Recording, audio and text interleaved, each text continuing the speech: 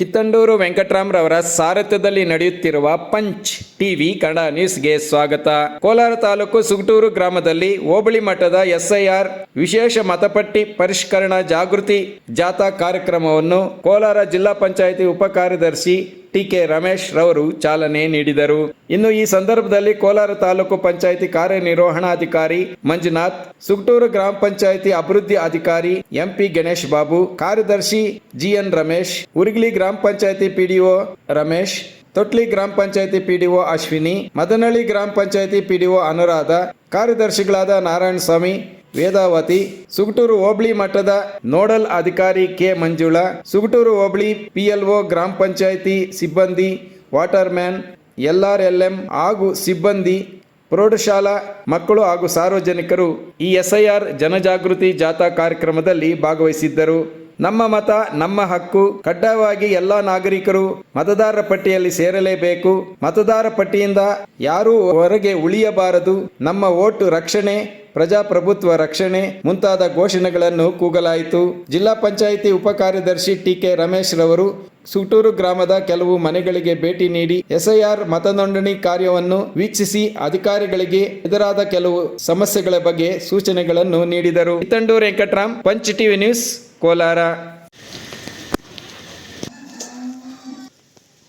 ಹೇಳಪ್ಪ, ಏನೇನು ಹೇಳ್ಬೇಕು ಹೇಳು. ನೀನ್ ತಾನೇ ಇದ್ದೀವಿ ಅಲ್ವಾ?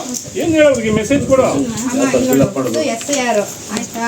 ಇದಕ್ಕಿಂತ ಮುಂಚೆ ನಿಮ್ಮ ಸೊಸೆ ಎಲ್ಲಿದ್ರು ಅಲ್ಲಿಂದ ದಾಖಲೆ ಬರ್ಕೊಬರ್ಬೇಕು. ಇವ್ರು ಹಾಕಿರಲ್ಲ ಆ ಟೈಮಲ್ಲಿ ಓಟು ಆಯ್ತಾ? ಅದಕ್ಕೆ ಇವ್ರ ಅಪ್ಪ ಅಮ್ಮ ಅಜ್ಜಿ ತಾತ ಯಾರಾದ್ರು ಹಾಕಿರ್ತಾರಲ್ಲ ಆ ದಾಖಲೆ ನಾನು ಸ್ಲಿಪ್ ಕೊಡ್ತೀನಿ, ಅದನ್ನ ಬರ್ಸ್ಕೊಂಬಂದು ನೀವು ಬರೆಯೋಕ್ಕಾಗಲಿ ಅಂದ್ರೆ ನಾನೇ ಬರ್ಕೊಳ್ತೀನಿ. ಆಧಾರ್ ಕಾರ್ಡ್ ಎತ್ಕೊಂಡು ನಾನು ಸ್ಕೂಲ್ ಹತ್ರ ಬಾ, ಇಲ್ಲಿ ಸಿಗ್ನೇಚರ್ ಮಾಡಿಸ್ಕೊಂಡ್ಬರ್ಬೇಕು. ಒಂದು ಫಾರ್ಮೆಟ್ ನಾನು ಇಲ್ಲಿ ಕೊಟ್ಟಿರ್ತೀನಿ ಆಯ್ತಾ? ಆದರೆ ಮಾಡಿಸ್ಕೊಂಬ. ಆಮೇಲೆ ನಾನು ಫಿಲ್ಅಪ್ ಮಾಡಿಬಿಟ್ಟು ಇನ್ನೊಂದು 4 ಲಕ್ಷ ಮತ್ತೆ ನಿಮಗೆ ಕೊಡ್ತೀನಿ, ಫಿಲ್ ಮಾಡಿರೋದು ನಾನು ತಗೊಂಡು ಅಪ್ಡೇಟ್ ಮಾಡ್ತೀನಿ. ಇವ್ರು ಹಾಕಿಲ್ಲ ಅಂದ್ರೆ ಅಲ್ಲಿಂದ ಬರ್ಸ್ಕೊಂಡ್ ಬಂದಿಲ್ಲ ಅಂದ್ರೆ ಓಟ್ ಹೊಂಟೋಗುತ್ತೆ. ಅದಕ್ಕೆ ಜವಾಬ್ದಾರಿ ನೀವೇ.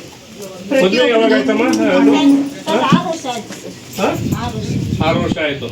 ವೋಟ್ ಲಿಸ್ಟ್ ಅಲ್ಲಿ ಯಾವ್ದು ಹೆಸರು ಈಗ ಬಂದಿದೆ? 25 ಇದೆಯಾ? ಇದೆಯಲ್ಲ, ಅವರೇನ ಉಮಾದೇವಿ? ಈಗ ಎಲ್ಲ ಯಾವ ಊರಮ್ಮ ಇವ್ರ ಮೂಲ? ಆಂಧ್ರ. ಈಗ ಹೆಂಗ್ ಮಾಡ್ತೀನಿ ಹೇಳಿ? ಈಗ ಆಂಧ್ರದಲ್ಲಿ ಇರೋದ್ರಿಂದ ಯಾವ್ದಮ್ಮ ಪ್ರೊಸೀಜರ್? ಆಂಧ್ರದಲ್ಲಿ ಇರೋರ್ನ ಆ ಕಡೆ ನಾನು ಫಾರ್ಮೆಟ್ ಕೊಡ್ತೀನಿ. ಹೋಗೋಕೆ ಆಗಲಿಲ್ಲ ಅಂದರೆ ಸ್ಲಿಪ್ನ ಅವ್ರಿಗೆ ವಾಟ್ಸಪ್ ಮಾಡು. ಅಲ್ಲಿ PLO ಯಾರು ಇರ್ತಾರೋ ಅವ್ರಿಗೆ ಹೇಳ್ಬಿಟ್ಟು ನಮ್ಮ ಈ ದಾಖಲೆ ನನಗೆ ಬೇಕು ಬಂದ್ಬಿಟ್ಟು ವಾಟ್ಸಪ್ ಮಾಡಿದರೆ ವಾಟ್ಸಪ್ ಮಾಡಿದ್ರೆ ನನ್ನ ಹತ್ರ ಎತ್ಕೊಂಬ ನಾನು ಫಿಲ್ ಮಾಡ್ಕೊಂಡು ಸಿಗ್ನೇಚರ್ ಮಾಡಿಸ್ತೀನಿ. ಇದರ ವೋಟ್ ಲಿಸ್ಟಲ್ಲಿ ಸೇರಲ್ಲಮ್ಮ. ಈಗ ಇದು ಆಂಧ್ರದಲ್ಲಿ ಈಗ ವೋಟ್ ಲಿಸ್ಟಲ್ಲಿ ಇದೆ. ಈಗ 1/1/25 ಇದೆ, ಬಟ್ ಅದ್ರ ಡಾಕ್ಯುಮೆಂಟ್ ಕೊಡಬೇಕು. ಅದರ್ವೈಸು ಅಕ್ಸೆಪ್ಟ್ ಆಗಲ್ಲ. ಅರ್ಥ ಆಯ್ತಲ್ಲ? ಯಾಕಂದ್ರೆ ಅಲ್ಲಿ ವೋಟ್ ಇದ್ರೆ ಅದು ಡಿಲೀಟ್ ಆಗ್ತದೆ. ಅವಾಗ ಇಲ್ಲಿ ಅಕ್ಸೆಪ್ಟ್ ಮಾಡಿ ಅವರು ಇಲ್ಲೇ ಇರ್ತಾರಲ್ಲ, ವಾಸ ಅವರು ಪರ್ಮನೆಂಟ್ ಆಗಿ ಇಲ್ಲೇ ಇರ್ತಾರಲ್ಲ, ಅವಾಗ ಇಲ್ಲಿ ಕಂಟಿನ್ಯೂ ಆಗುತ್ತೆ. ಆಯ್ತು, ನಾಳೆ ನಾಡದಲ್ಲೇ ಮಾಡ್ಬೇಕಮ್ಮ. ಇದೆಲ್ಲ ಟೈಮ್ ಇಲ್ಲ. ವಿಶೇಷವಾಗಿ ನಾನು ಹೇಳೋದು ಇಷ್ಟೇ. ಈಗ SIR ಬಗ್ಗೆ ತಮಗೆ ಗೊತ್ತಿದೆ. ಸ್ಪೆಷಲ್ ಇಂಟೆನ್ಸಿವ್ ರಿವಿಷನ್ ಅಂತ ಹೇಳಿ ವಿಶೇಷ ಸಮಗ್ರ ಪರಿಷ್ಕರಣೆ. ಯಾವುದ್ರದ್ದು? ಮತದಾರರ ಪಟ್ಟಿಯ ವಿಶೇಷ ಸಮಗ್ರ ಪರಿಷ್ಕರಣೆ. ಏನಿದು ವಿಶೇಷ? ಇದೇನು ಈ ಥರ ಕೇಳ್ತಾ ಇದೆ? ನೀವು ಯಾರು ಭಾಳಷ್ಟು ಎಲೆಕ್ಷನ್ಗಳು ನೋಡಿದ್ದೀರಿ, ಇಲ್ಲಿಂದ ಇದನ್ನು ಮಾಡ್ತಾ ಇದ್ರು. ಏನಿದು ವಿಶೇಷವಾಗಿ ಮಾಡ್ತಾ ಇದ್ರಲ್ಲ? ಬರೀ ಎಲೆಕ್ಷನಲ್ಲಿ ಓಟ್ ಹಾಕೋಕ್ಕೆ ನಮ್ಮ ತಂದೆ ತಾಯಿ ಹೋಗ್ತಾ ಇದ್ರು, ಅಣ್ಣ ತಮ್ಮರು ಹೋಗ್ತಾ ಇದ್ರು ಅನ್ನೋದು ನಿಮಗೆ ಮಾಹಿತಿ ಇದೆ. ಇದು ನಿಮಗೆ ಮಾಹಿತಿ ಇರಲಿ. ಕಾನ್ಸ್ಟಿಟ್ಯೂಷನ್ ಪ್ರಕಾರ, ಇಂಡಿಯನ್ ಏನು ಎಲೆಕ್ಷನ್ ಕಮಿಷನ್ ಆದೇಶದ ಪ್ರಕಾರ ಪ್ರತಿ 20 ವರ್ಷಕ್ಕೆ ಮತದಾರರ ಪಟ್ಟಿಯನ್ನು ಪರಿಷ್ಕರಣೆ ಮಾಡಬೇಕು ಅಂತ ಆದೇಶ ಇದೆ. ಅಂದರೆ ಈ ಹಿಂದೆ 2002ನೇ ಇಸ್ವಿನಲ್ಲಿ ಮತದಾರರ ಪಟ್ಟಿಯನ್ನು ಪರಿಷ್ಕರಣೆ ಮಾಡಲಾಗಿತ್ತು. ಅಂದರೆ 2022ರಲ್ಲಿ 2022ಕ್ಕೆ ಮಾಡಬೇಕಾಗಿತ್ತು.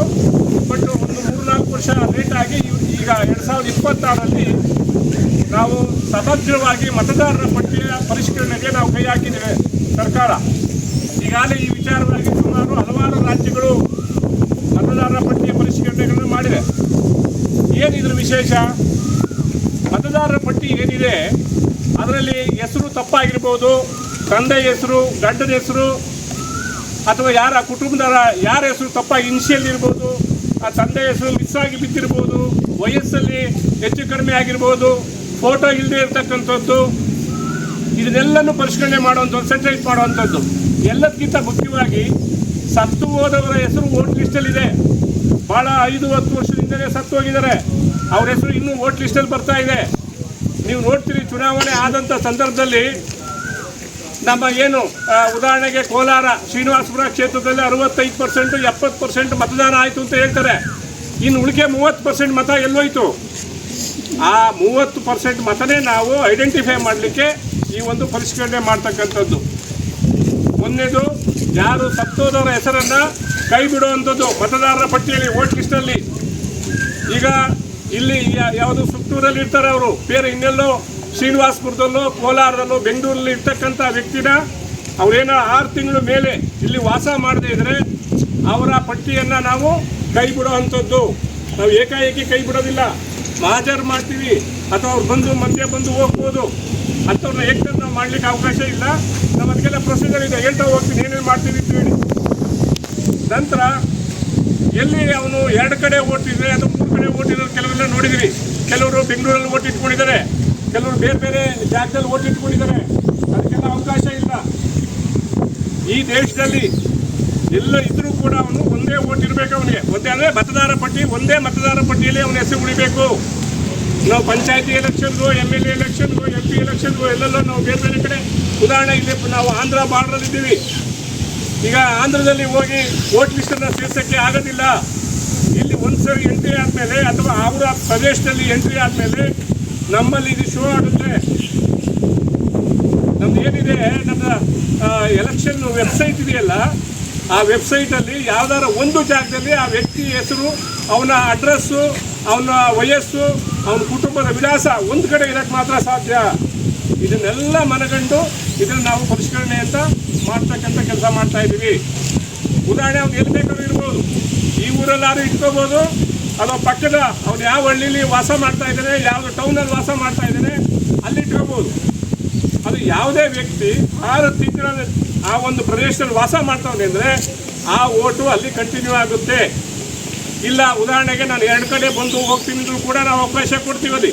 ಅಲ್ಲಿ ಅವನ ಸ್ವಇಚ್ಛೆ, ಇಲ್ಲ ನಾನು ಬೆಂಗಳೂರಲ್ಲೂ ಇದೆ ಇಲ್ಲೂ ಇದೆ ಅಂದರೆ ಅವನೇ ತೀರ್ಮಾನ ಮಾಡಬೇಕು, ನಾನು ಬೆಂಗಳೂರಲ್ಲಿ ಓಟ್ ಉಳಿಬೇಕಾ ಸುತ್ತೂರಲ್ಲಿ ಓಟ್ ಉಳಿಬೇಕಾ ಅಂತೇಳಿ. ಅರ್ಥ ಆಯ್ತಲ್ಲ?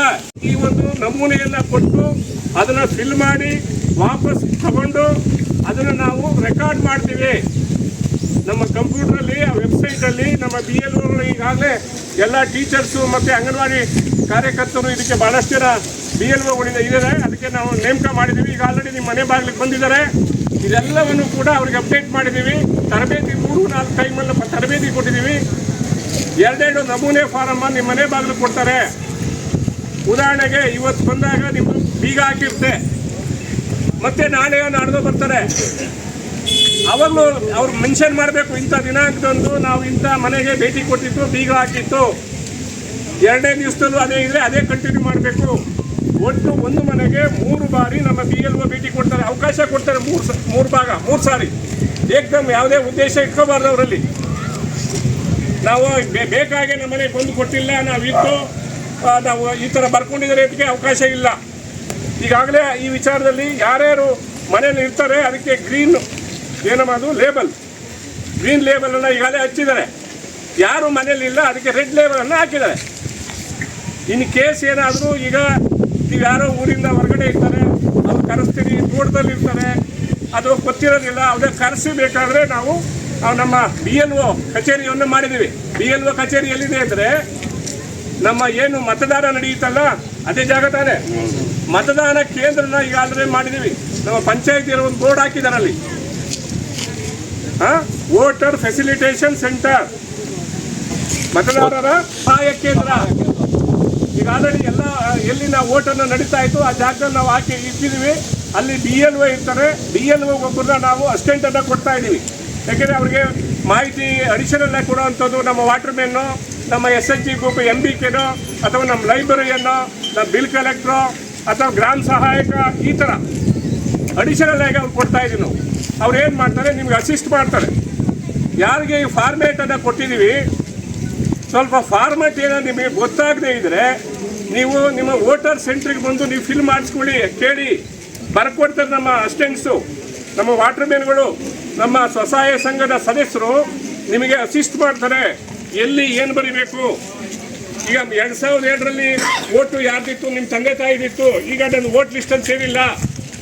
ಉದಾಹರಣೆಗೆ ಈಗ 17 ವರ್ಷ ಆಗಿದ್ರೆ ನೀವು ವೋಟ್ ಲಿಸ್ಟಲ್ಲಿ ಈಗ ಅರ್ಜಿ ಹಾಕಬಹುದು. ನಿಮ್ಮ ಮಕ್ಕಳು ಯಾರಾದರೂ ಕಾಲೇಜಿಗೆ ಹೋಗೋರು ವೋಟ್ ಲಿಸ್ಟಲ್ಲಿ ಹೊಸದಾಗಿ 18 ವರ್ಷಕ್ಕೆ ಬರ್ತಾ ಇರ್ತಕ್ಕಂಥವ್ರು ನೀವು ಇಮಿಡಿಯೇಟ್ ಆಗಿ ವೋಟ್ ಲಿಸ್ಟಲ್ಲಿ ಸೇರಿಸುವಂಥ ಕೆಲಸನೂ ಕೂಡ ಈ ಸಂದರ್ಭದಲ್ಲಿ ಮಾಡ್ಕೋಬಹುದು.